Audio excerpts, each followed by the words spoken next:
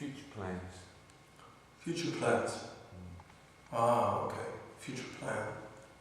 What do you do with your life after this retreat finishes?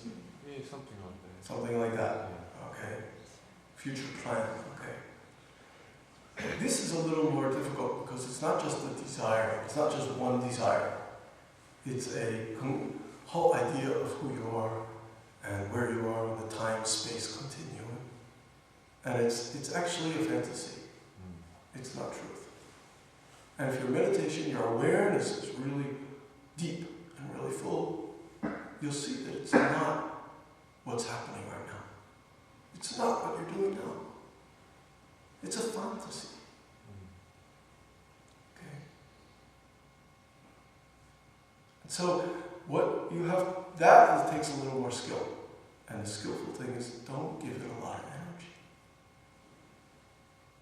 It's sometimes very difficult to not get involved with it, but at least don't give it so much energy.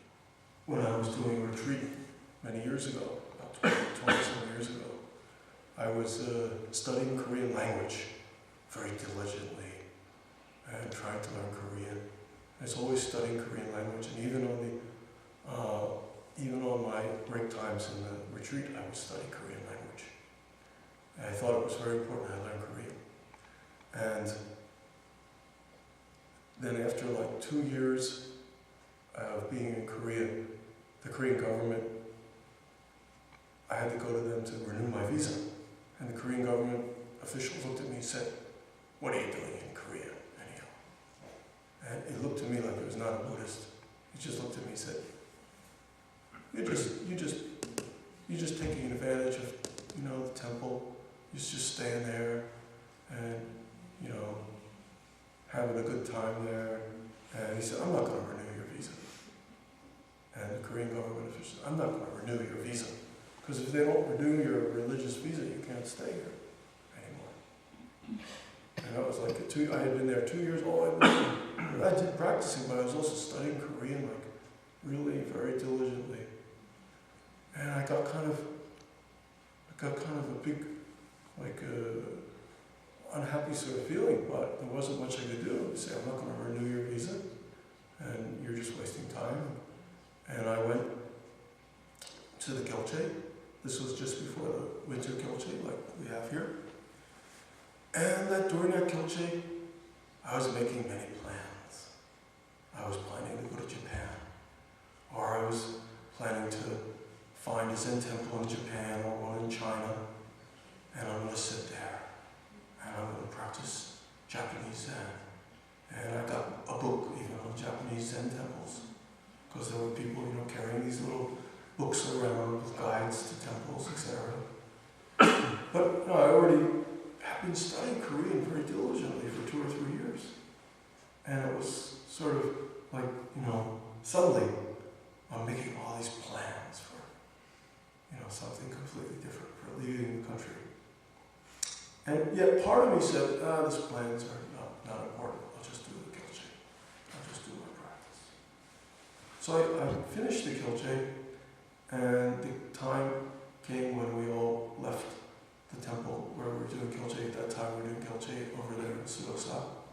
And we went to Seoul, and I met my teacher, and the Korean Zen Master, and I said to him, "Well, I have to leave Korea. It looks like I'm going to go to Japan and be there for a while. Stay at a Japanese temple." And he looked at me, "What's the problem?" And I said, "Oh, they don't want to give me another visa." And then he said, "Oh, that's not a problem. I know somebody in Korean government, and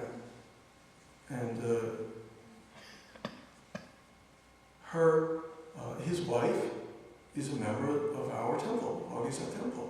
So when his wife comes, I will talk to his wife, and he will talk to she will talk. So my teacher talked to the wife of this Secretary of State or somebody like that, this high minister, foreign minister, and a couple days later I went to the government office, and it was like night and day. They just looked at me, "Oh, we're so sorry. Of course we'll renew your visa. Of course, Oh, Mr. Kim."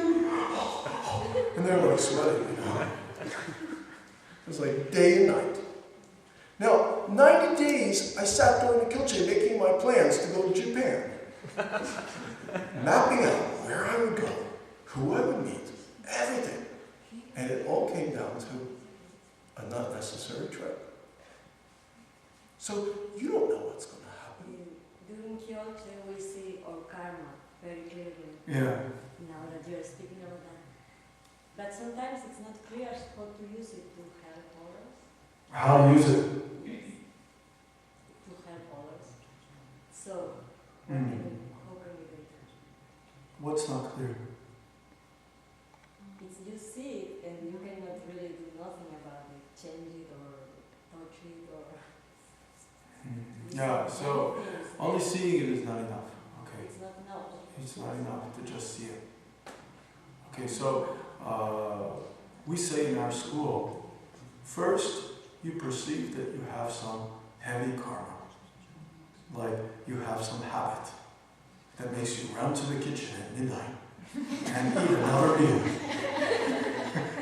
When you should be practicing more, or you should be sleeping, but you go to the kitchen and start taking all the food out.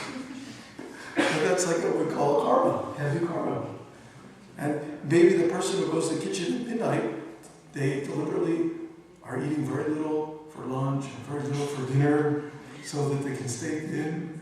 And then they go at midnight, eat another meal. That's just one example of karma, okay? That's a big example. But how do you change? So first you perceive, oh yeah, I got this karma. Okay.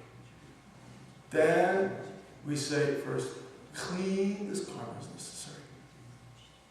If you don't clean it, you won't see it in all its glory. It means you won't see it completely. You'll only see one part of it. You feel guilty because you took the food, but you're still hungry. And you still feel like you were right. I was right. Yes, I should have this midnight meal. Okay. So that means you didn't really clean the karma. So the clean the karma would be like, okay, I still have to have the midnight meal, but first I'm going to go to the Dharma room and I'm going to do 180 bows. And then I'm going to sit for 10 minutes and then I'll have the meal. This is like the first step in cleaning. So you kind of clean it a bit, but you still can't finish the habit. The habit is still so strong. Then the next step is you continue practicing and the karmic habit gets lighter. And we say cleaner or lighter, it's not so heavy. And finally, it doesn't seem like necessary. But then the next thing is using this karma. Okay, this karma getting lighter, this karma is almost gone. Okay.